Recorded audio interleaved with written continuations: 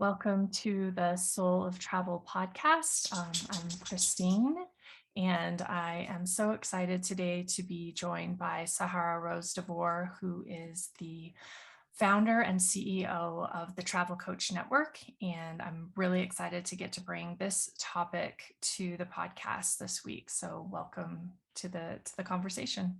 Thank you, Christine, and thank you so much for having me. I'm really excited to chat with you today. Thank you. Well, as we get going, I would love to just turn it over to you for a moment, actually, to introduce yourself. Tell us a little bit about who you are and what you do in the world of travel right now. Yeah, thank you. So I am a wellness travel coach. I just happen to specialize in the wellness side of travel and also founded the Travel Coach Network as I was building my wellness travel coaching business. And I just really love being able to help reshape meaning and purpose around travel experiences. I really encourage and empower and equip companies with the knowledge and the tools to understand how healing travel really is on our mind, body, and souls, and how they can implement that for their employees, whether they are on the road as business travelers or they're in the workplace or now they're hybrid with remote working. Thank you. Well, I would love to talk a little bit more about that. But before we go there, I always love to hear about how travel found you or how travel began to show up in your life. And I know that you spent quite a long time traveling solo, traveling as a backpacker, and that really shaped who you are. And I would just love to hear a little bit about that if you'd share those experiences, Yeah, some of of that experience. course, of course. I wasn't from a family that traveled very much, and I grew up as an only child with a single mom, and we our form of traveling were just long road trips in the family van to Mexico to go visit my grandmother's side of the family, and then up to Canada to visit my grandfather's side of the family, and that was our extent of traveling. I wasn't we didn't talk about destinations and airplanes and stuff like that. So I was not really grasping the concept of how big the world is and what else is out there. And it wasn't until I was in my third year of university, I was changing schools, and I was also never someone who knew my direct path in life. Unlike many of my friends and classmates throughout high school and university, they always kind of knew their path. They knew that they wanted to be a lawyer or a doctor or a veterinarian or whatever it might be. I just never knew what I was passionate enough about to hold as a career that I would want to dedicate time to. And so in university, I changed majors a few times and dabbled in different topics. And then when I was changing universities, going back across the country, I came across a tourism and hospitality program, and I was like, well, travel's cool, right? Like that was around the time like I would hear people talking about backpacking trips. So throughout high school, my best friend and I would make a promise like we're going to go backpacking before we ever go to university. And you know that many people have that dream, or we'll take a gap year in between high school and college. And so I had that mentality as well because I had heard of this thing called backpacking through Europe. And but I didn't put too much thought into it. And I was really inspired when I joined this hospitality and tourism program of how many foreign exchange students that were talking about their countries and how easy to go they could go from one country to another, and even maybe just for the day and come back home. And being in the States, we're so far away we're such a big country and we're far away from other things. So I was just in awe of how possible travel could be. But then at the same time, I remember that I'm a broke college student at the time. And I thought, which many people think as well, is that travel is very expensive and it's only something you have to save up for a really long time and you can only do once or twice a year because it is so expensive. And coming from a single mom and being an only child and living in an expensive city like Chicago, I was like, I don't know how I'm going to be able to pay for this. And I switched my money mindset around at that time, and I ended up working a lot and saving a lot. And I said I was going to go off and do what I had wanted to do, and which was travel. And I did that. I started doing that right after university. I also was struggling with really bad anxiety and also not really sure what direction I want to go in at the age of 22. So I wound up buying a one-way ticket to Ireland, and I chose Ireland because I was like, well, I'm going to go to Western Europe and I'll start furthest out. So Ireland and then England, and then kind of hop my way to the mainland. And but that was my very first trip I'd ever been anywhere by myself, especially on a plane by myself. And I thought I'd go for a month and a half and wound up falling in love with how travel was really impacting my life and my well-being. And I got kind of addicted and started traveling for the next 10 years and couldn't stop.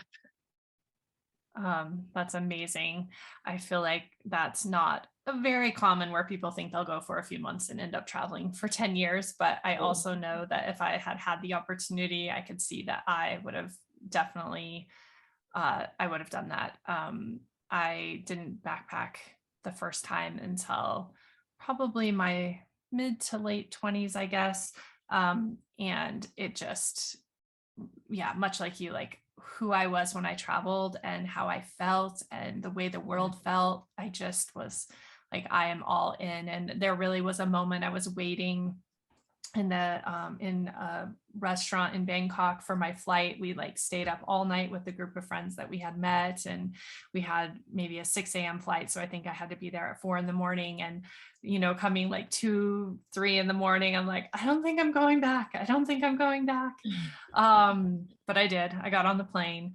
But it really stayed with me after that. I mean, it really shaped my life. So I love that you were able to just to stay in that place and keep exploring and learning about yourself. And I think we would both agree that it's so powerful and healing and transformative. And I think that's why so many people are bitten by the travel bug, if that's what you want to call it, because once you feel that, it is very like it's addicting. Like there's something about the way it helps us understand ourselves in the world that we want more of.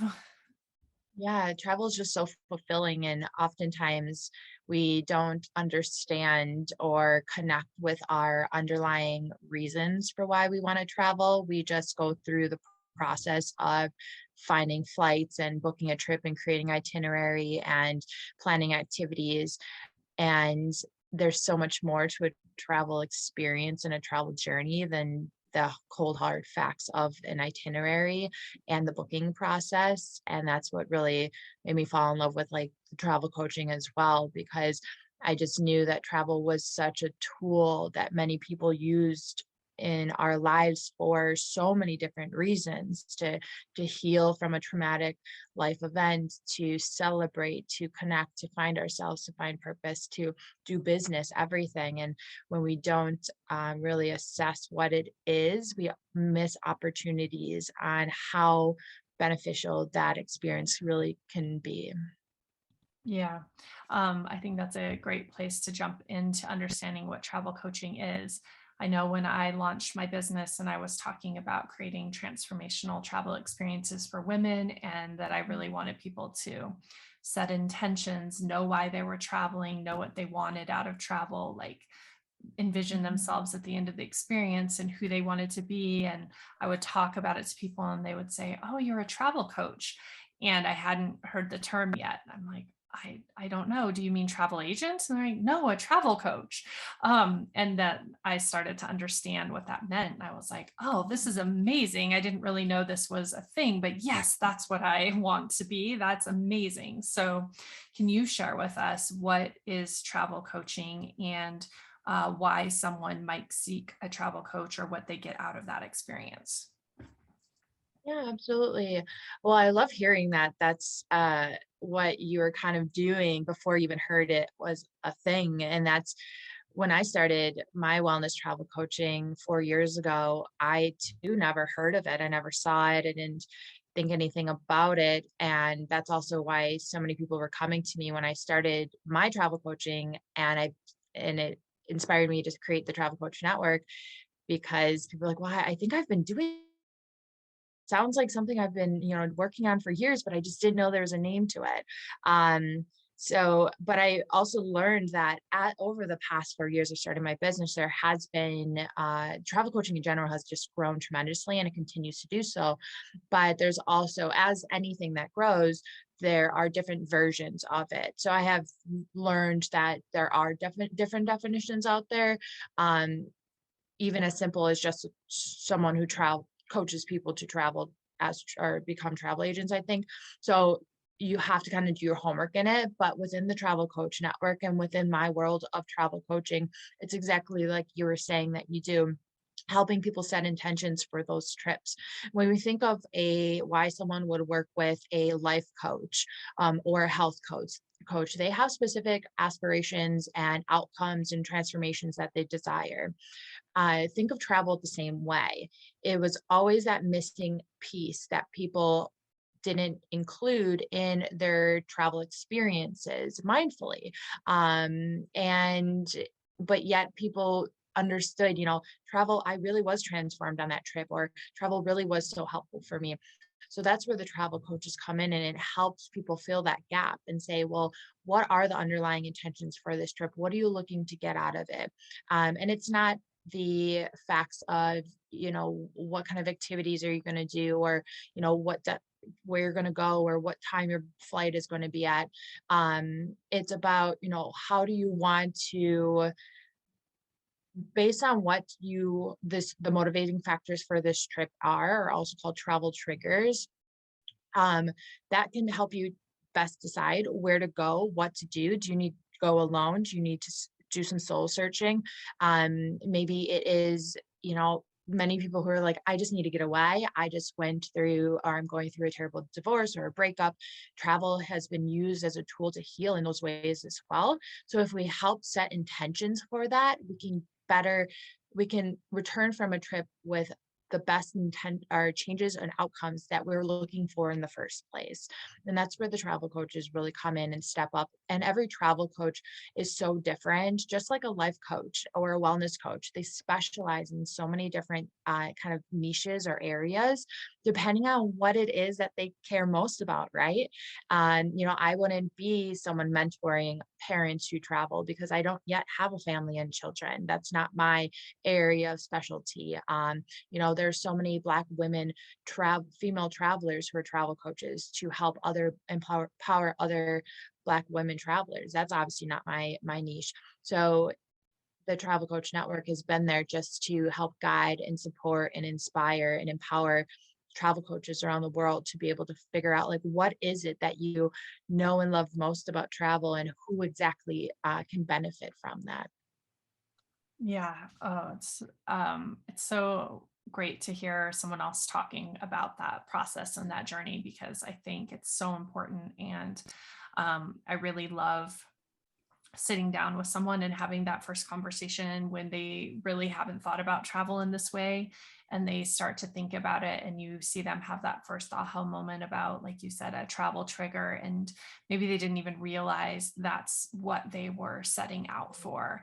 And then you realize that now this is going to be so much more healing, because before maybe that would have come up during their travel experience and maybe it Mhm. wouldn't have, but now they really fully are aware of what kind of created that call to travel for them, and they can really start to work through that, and they can create experiences, like you said, whether it's traveling solo or with someone who's really supportive, or like doing a certain activity that maybe will help them to process through or work through something that they really want to focus on. So I think that's so Yeah. amazing to just really put out there, because I really think anyone who's traveling can bring this into their travel experience. And I would think you would probably agree with that. Like any kind of trip. I even had a friend who like just heard about travel coaching and intention setting. And I think she was taking her family to Disney World or something. And, she's like, I I was thinking, this is why I want to go.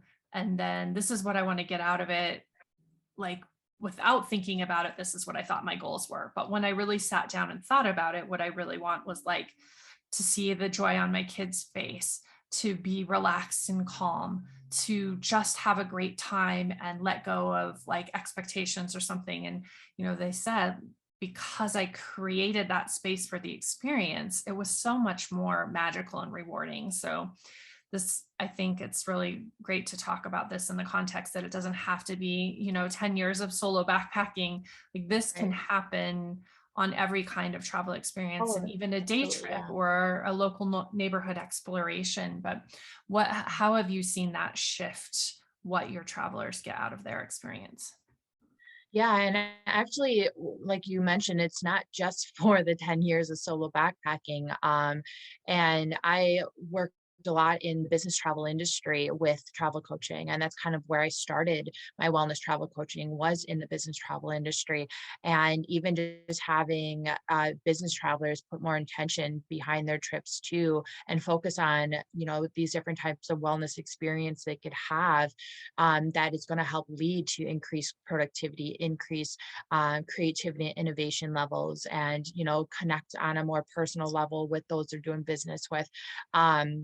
So it really is uh, setting intentions for any type of trip, because there's been decades and decades of research out there on how beneficial travel can be, whether it's on your mental, your physical, your emotional, your spiritual, your social, your intellectual, your professional life, and so much more. So if anyone is in the realm of travel coaching or in the travel industry, just in general, I really encourage people to do that research and find some of these studies that really show and support your belief in how powerful travel could be as well. But yeah, just having people set intentions for those trips can really make a life-changing impact in how it is, how the overall experience is. And when we think about, what happens if we don't set intentions for a trip, and you might have experienced this before. You go on a trip and you're still connected to your work. You are still worrying about the stresses that you tried to escape from. And maybe you brought someone along that you felt guilty for not including, so you did, and it really did put a damper on, and you really just needed some alone time. So making these types of decisions because you didn't set the intentions for the trip and you didn't ask yourself, like, what do I actually need during this experience to feel how I want to feel, or make the changes or the transformations in my life or upon return, and how can I implement that into my daily life? No longer, I don't believe that people should be in the cycle of they can only take one vacation year and now they have to be so bummed out upon returning that they are going to have to wait so long until next year to go on another trip. And I hear that quite often from people. They're like, oh, I just got back and I'm already itching to go, but I can't go for until next year or whatever it might be. So can you imagine if we use a travel experience to help us bring what we experienced during that trip to help implement that into our everyday lives, our personal lives, our family, our home life, our work life? So to make it a little bit more better, so we're not just looking at the calendar and counting down the days for our next trip. And that's what I mean by having travel as a tool. And that's what I've seen a lot of people do. Even the travel coaches in the Travel Coach Network and their clients too, are able to accomplish during setting these intentions and working with someone like a travel coach. Yeah. And I love the idea of talking about how you can bring it into your life when you return, because I think that's a huge part. Like you said, it's done and you're kind of already thinking about the next experience before we fully integrated the experience Mhm. that just happened. And that can be so powerful. You mentioned the intersection of wellness and corporate travel. I would love to talk a little bit more about why that's where you started and why you're so passionate about that. I think that people wouldn't necessarily lean into connecting those two pieces together, but why do you think that is so valuable?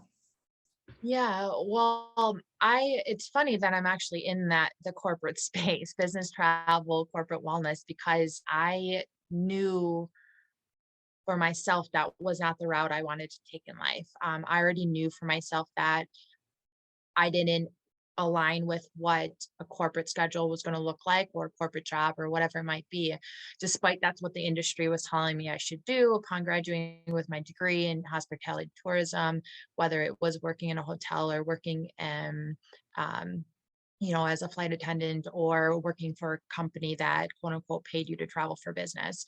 And so I knew that wasn't going to be my route, but being in the world of travel and being in the world of in the online space of travel, being able to see and hear so many stories of people wanting to quit their corporate job to travel, or quitting their corporate job to travel, quitting the 9 to 5. These became kind of like taglines over the decade before the pandemic hit. And I had heard of people who were, corporate leaders with six-figure jobs, and they left it all to travel. I heard people getting just so burnt out, and I dove into that research as well of, corporate burnout and the problems in the industry. And upon that, I came across the information on vacation policies, and or the lack thereof, and many studies on why people were not actually using their vacation days either, in particular in the States. um, and that also meshed with the business travel industry too, and the burnout epidemic that was happening among what they call road warriors, which are just very frequent business travelers. um, and then I reflected back on a time when I was just on a plane going from like Thailand to India or something. And I was sitting on a flight next to a business traveler, a man in a business suit, and we sparked conversation. And here I was with this dirty, smelly backpacker girl coming from Thailand going to India, and for no purpose other than just always wanting to go to India. And he was telling me how he traveled for work a lot, and he had everything on paper that was what people strive for. He had a family and a home and a great salary and a great title, and he traveled for business, and he was just really unhappy. He's like, I never get to see what you're talking about seeing. I never get to have these experiences with my family. And I remember that conversation, and that was probably 10 years, 8 years before I started my travel coaching business. But I said, travel doesn't have to be that way. And I was really surprised that it was, with travel being something that was valued so much in people's lives, especially so much so that people are willing to leave a six-figure role that they work hard for to just travel the world. And I said, there's a disconnect in the corporate industry of the value of travel and how it is used, or the lack thereof being used at all. And that's why I started into the helping change what's going on when it comes to vacation policies and travel perks, or business travel well-being overall. Mm. I feel like I know so many people, like you said, that have had that kind of that dance in their career and trying to decide how they can create balance. And it seems like an all or nothing answer. It doesn't seem like there's balance. So I love that you are Yeah. trying to create that. When you look at working with companies and you're talking to them about corporate vacation policies, or you're trying to have them encourage their employees to take vacation time, what how does that conversation evolve, or what resistance do you find, or are you finding a lot of more encouragement for that happening now? What has been that process? Yeah, to be completely honest, it's been a lot of educating companies on the value of it. Because we have to remember that the corporate world still the corporate world, and the bottom line is still first. But also many companies are at a clean slate, or restarting and getting back on their feet after the past 2 3 years. So it's been interesting conversations with but what we do see is wellness being put to the forefront of the corporate industry, and within wellness is that value of travel. So I'm starting to see some changes. when it comes to pushback, there's not much pushback because companies are kind of willing to do what I really have to strengthen their wellness and their values that they put in their core values for their company, and enhance their company culture. It's just more of the implementation or the execution of it. And the follow through as well. So with everything, it takes time, but we definitely see some changes in the corporate wellness industry.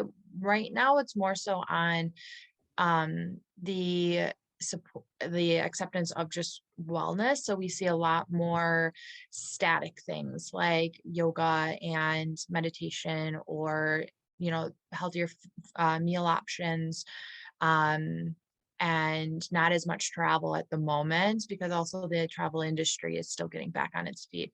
But there is a lot of hope for the future of it, and especially with once the companies figure out what does their business structure actually look like in the workplace with remote working, and whether it's going to be back in the office, whether it's going to remain a hybrid or be permanently remote. They're still figuring that out too. But we do see a lot of companies embracing just the elements of travel, such as being in nature. So having meetings outdoors, like the company Salesforce is building a like wellness retreat, kind of like in this nature area, for their employees to work in. So different elements of travel are starting to be implemented. So I am really glad to see and hear that.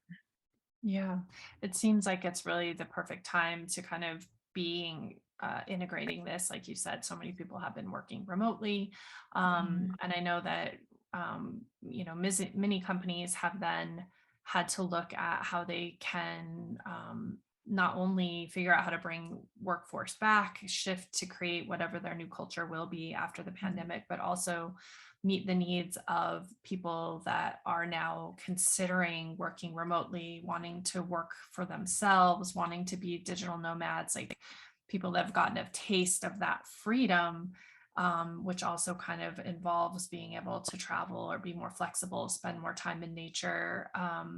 What has that looked like, and how do you encourage companies to kind of compete with that? I know when we talked before, there's a lot to consider around if you have remote workers, like supporting them and understanding language and culture and tech and all the things you need to even survive as a digital nomad. Um, what has that looked like in the industry right now?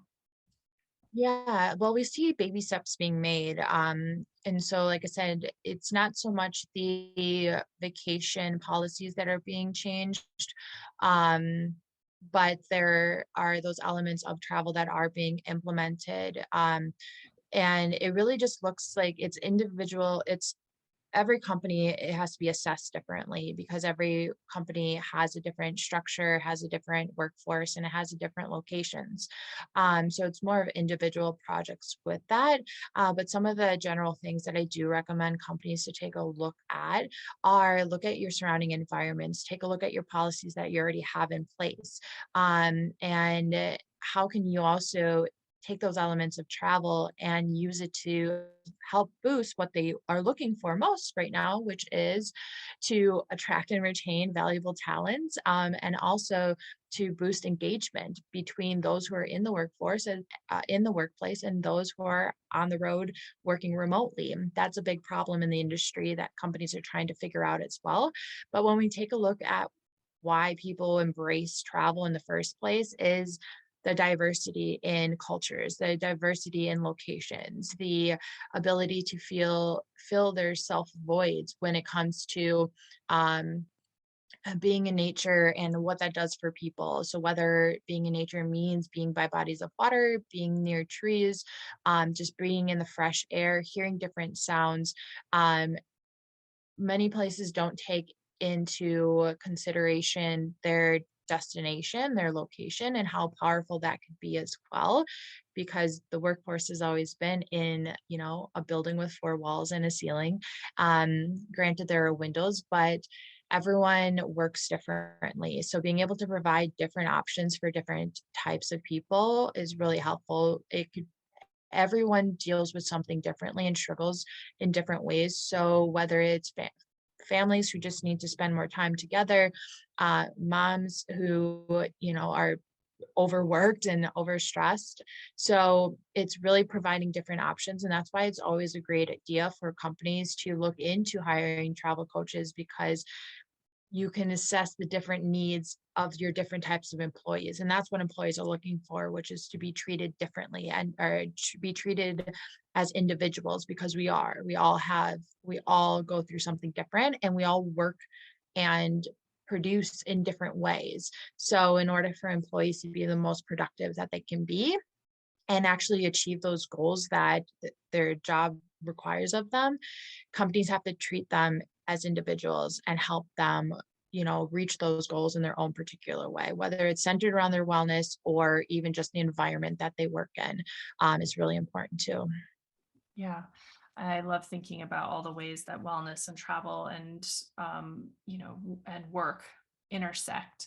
I think maybe people don't always look at that inherently, but as you were talking, I was reminded of a job I had probably 20 years ago. So this company was well above the curve. But I remember when I started there, one of the first things they did was bring in an ergonomic expert to like look at your Mhm. workstation and like assess how you work and help you flow out your workstation to make your work most physically comfortable, but then to mentally comfortable and all these things. And I thought, oh my gosh, this is amazing, Yeah. everybody should do this. And then the other thing they did is they had put a bike rack out front, a shower in one of the restrooms so people could ride their bike to and from work and like easily navigate that. And then we lived really close to a big outdoor market. And so they had a huge refrigerator and encouraged people to go shop the market and bring stuff back and prepare their lunch. And we had a full hour of paid lunch because they really wanted people then to eat and nourish themselves, and then also encourage people to go walking because we were in an area where it was easy to go walking. And like those are all things that was one of my first jobs. So I also really was like expecting that that's what work looked and felt like, which was definitely not matched. But you think Yeah. about the environment. It happened to be a job in the travel industry. So maybe that's why, is that people, were thinking about what made them feel good. And maybe that's how it got integrated into the culture. But it made such an impact. And I think people there really seemed like they were passionate about their jobs. It really created community, and it felt like a good place to be working. But one of the things that I wanted to talk to you about, as we have talked a little bit about wellness, is understanding, kind of shifting gears, what wellness in travel is. And the idea that a lot of times, like you said earlier, people come back from a vacation feeling really either amped to go again, or a lot of times people, and I know I've said this, especially traveling with young children, I need a vacation from my vacation. Like that didn't do it for me. Mhm. So this idea of wellness and healing is really on a rise. And I think in the past, we've really thought about it in terms of like spa vacations, disconnection. And now I feel like for me, wellness is more like healing and integration. Like it's not this escape, it's this immersion. Mhm. Um, can you talk to me a little bit about what you think that shift is and what that looks like and how that can serve travelers who are really looking for healing from travel? Yeah, yeah, absolutely. I love talking about wellness travel. That wellness travel itself is there's so many changes coming within the industry, and we're already seeing some of it. When we think about wellness travel in general, the term, it was coined off of, kind of piggybacked off of the spa industry, and that's why a lot of wellness and travel is associated still with luxury spas and wellness retreats and yoga retreats and wellness centers. But when we think of travel, if you ask anyone, anytime that they went on a trip and they felt something that in a way that made them feel like better, helped improve something of their own, whether mental, physical health, it got them excited about life again. They met the love of their life, whatever it might be, that's all wellness as well. So travel itself is a very powerful tool for healing. So it doesn't need to be segmented into, if you want to heal through travel, you must attend a one of these spas or a resort. Um, and that's something that also added to the mentality that if I want this type of transformation or outcome from a trip, I must invest in an experience like that. And I know for me, travel itself was so healing in so many different ways without ever going to a luxury spa or wellness center. And not saying that those are not valuable, absolutely they are if that's what people are into, but the whole definition of wellness tourism needs to be redefined and not have the barriers that limit what's possible when it comes to healing through travel. And that looks different for everyone as well. Um, Everyone has a different healing journey, and everyone is looking for something that is different out of life and out of an experience in general. So I'm already seeing many hotels being interested in thinking outside of the box when it comes to what kind of wellness services can be provided. And when I talk about wellness, it's more of a holistic approach to wellness and travel. Travel itself is very holistic. We innately traveled for, you know, years and years as just human beings to connect, to discover, to explore, to just survive. And that's what we do sometimes now too. We're like, well, I need to travel. Travel is my fuel for life. And and again, you don't have to be a backpacker for decades to have that same mentality and feeling and love for travel. We all hold it and embrace it in that way in our own particular ways. But travel and its healing is just meeting people is healing, connecting, being on this something that we haven't really been able to do too much over the past few years, which is socialize and connect and share stories. That's a healing element of travel. And of course, like we mentioned many times, the power of just being in nature. There's so many studies out there talking about the powers of blue spaces and green spaces, and even doctors and physicians in England during the pandemic were prescribing clients with time in nature in parks and forests by bodies of water um, to help lower their anxiety and stress. There's a lot of research backed by this stuff too. So we're starting to hear more of travel being used as this tool for healing. But what it takes is the travel industry to step up its game and step up its marketing when it comes to how we sell travel and how we talk about travel too, right? It's not just about the hotels we stay at and the flights that we take, the airlines that we use, and these all-inclusive resorts anymore. Travel itself has shown to be so much more meaningful and purposeful in people's lives after it's something that we've been limited from over the past few years. And it's time that companies and even just travel professionals, think outside the box when it comes to your business or your company and those that you work with, your clients or your consumers or your travelers. Mm. Yeah, this really pairs well with the conversation that I had talking about why people would get into the industry, and we were talking about, okay, what if instead of this feeder line, the conversation wasn't something like, oh, I really love travel, I want to see the world, I want to stay at all the fancy hotels, I'm going to get in the travel industry. What if the conversation was like, I want to help people heal, I want to be engaged in global economics, I want to serve communities, I want to I'm really curious about science and research, and I want to do that in action, in practice, and then that leads you to the travel industry. Like, that creates such a different way that travel feels, and I think it becomes this force that you and I see it as this holistic connector and healer. And it's so amazing because travel intersects with everything and everyone around the world in a way that I don't think anything else does. And I kind of always go back to the early explorers and archaeologists and anthropologists, and that curiosity and the science and the education, and then also the soul searching and the mysticism that used to be wrapped up in travel. And I think at some point it became this commodity, and it really was, a lot of that was stripped away from it. And so I think, like you said, how professionals think and feel about travel, and then allowing travelers to take that much out of their travel experience, because I also don't think they've been given permission. We're thought like the most we can want out of travel, like the ideal is this all inclusive resort where we don't have to lift a finger or do a thing. Like, we're really conditioned that that's the end all be all, like the thing you want to achieve.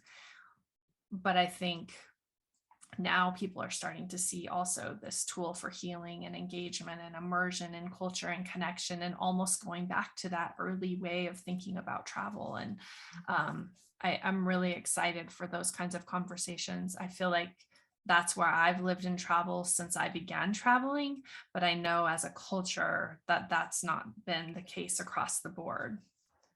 Yeah, definitely. I really like that. I really, because I was thinking about myself when I graduated from university, and here I had this degree in tourism and hospitality, and I was told what I could do with it, and but none of those sounded interesting to me. And I hear that so often with people. They're like, "Well, I want to be in the travel space."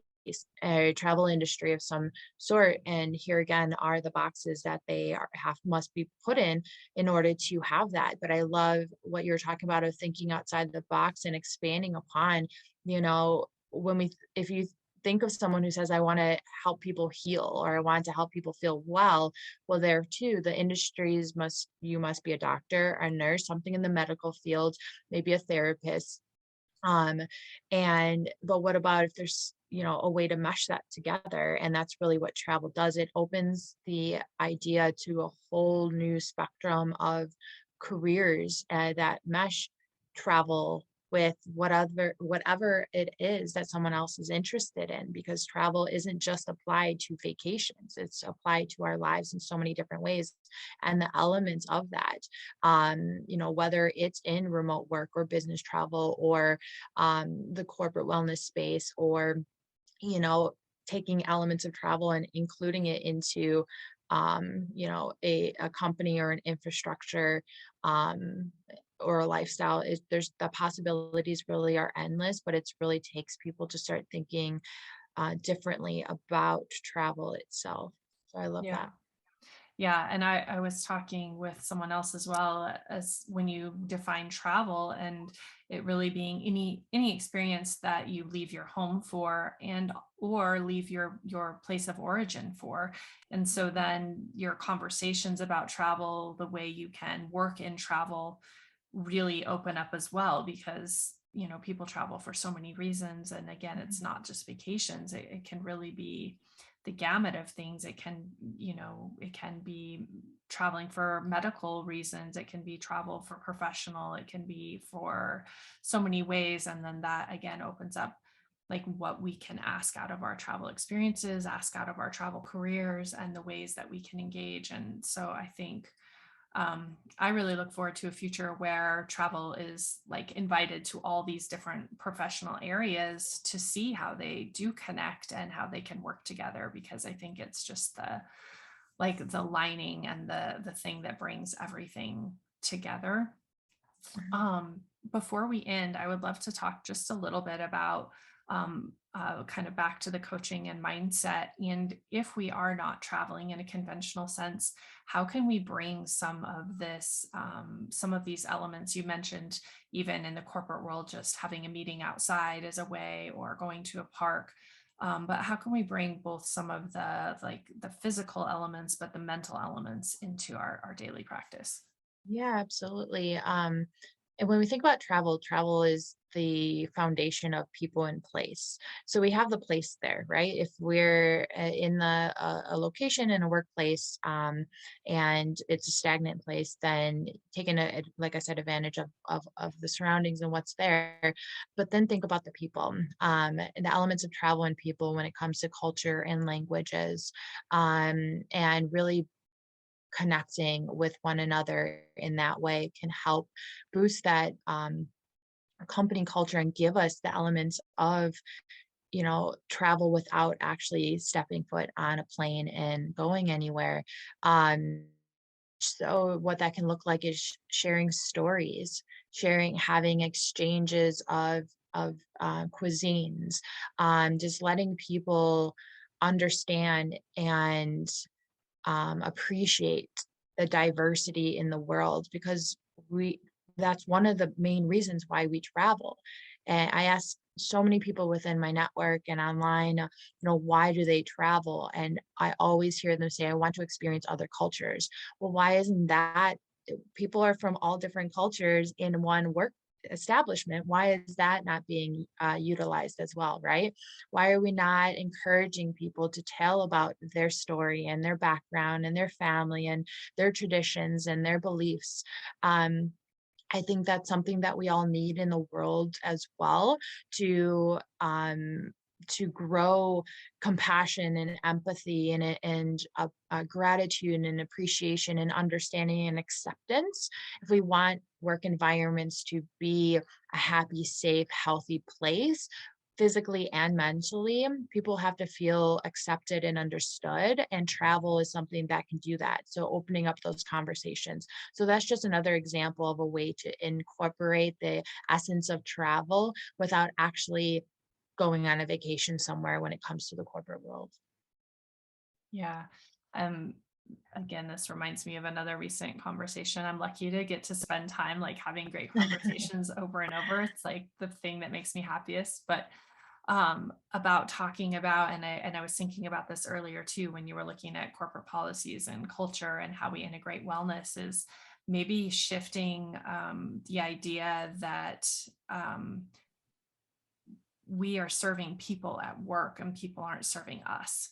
And I think we have really historically had employees and not really addressed them as individuals. It was just like as this pod, and we weren't really looking at what people need as individuals. And I think that's going to be a huge shift. And I think as corporations are looking at people who are really craving to be location independent, who really want more wellness integrated, who want more family time, like that's where we're going to really break this down, and having to be looking at serving the individuals that work for us instead of them serving, the corporations. And I think that travel can really, like you said, and wellness really will play a huge part in what is the evolution, if we're so lucky to be able to create that shift in corporate culture.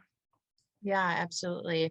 Yeah, I mean, companies are going to have to do something a little bit more creative, because the world is only becoming more saturated with technology, and which opens opportunities in the internet and social media for people to not have to go back to a company, that for people to value their time and their well-being, which we're already seeing that now after the past few years.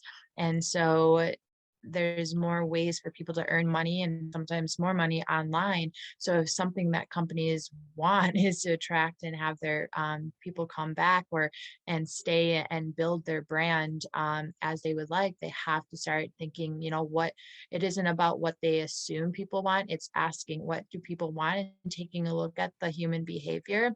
And we're seeing that. And that's what we were seeing years ago when people were leaving their 9 to 5 and their corporate job to travel the world, but nothing was really being paid much attention of travel. But it was kind of a blessing in disguise for the travel industry and the corporate world in general to be shaken upside down and given a clean slate for all these new ideas moving forward. So, yeah. Yeah. So many good conversations. Like I think I wouldn't have expected to be talking about all of this in the space of travel and speaking with women who are leaders in this industry. But I think this is what we're talking about, and that's why it's so important. And I hope that people listening today really see these connections and get excited about possibilities for their own travel experiences, but also like what this could mean from a corporate level. Before we end our conversation, I would love for you to share a little bit about how people can get involved with the Travel Coach Network if they're curious about either becoming a travel coach themselves or as a business that would like to bring someone in. How would people get involved? Yeah, well, the Travel Coach Network is a place that holds the travel coach certification program for those to learn how they can become a travel coach or enhance their already travel career business with the elements of travel coaching. And that's on the travelcoachnetwork.com. And if a company is interested in working with me or having access to the travel coaches in a travel coach network, you can contact me through the Travel Coach Network or my wellness travel coaching website, which is sahararose.com. But then, of course, if you want to follow us on Instagram or Facebook, we're at the Travel Coach Network as well. Great. Thank you so much.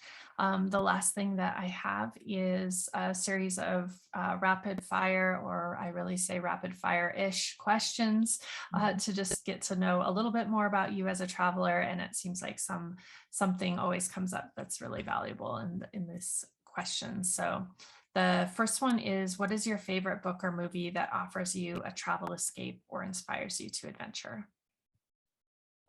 Pretty much any Mark Twain book. He is those books really just give a foundation of adventure and exploration and really can get your imagination going too. Yeah. What is always in your suitcase or backpack when you travel?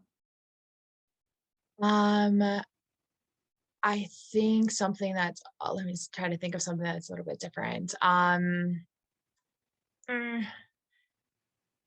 I would probably say a picture of my dog.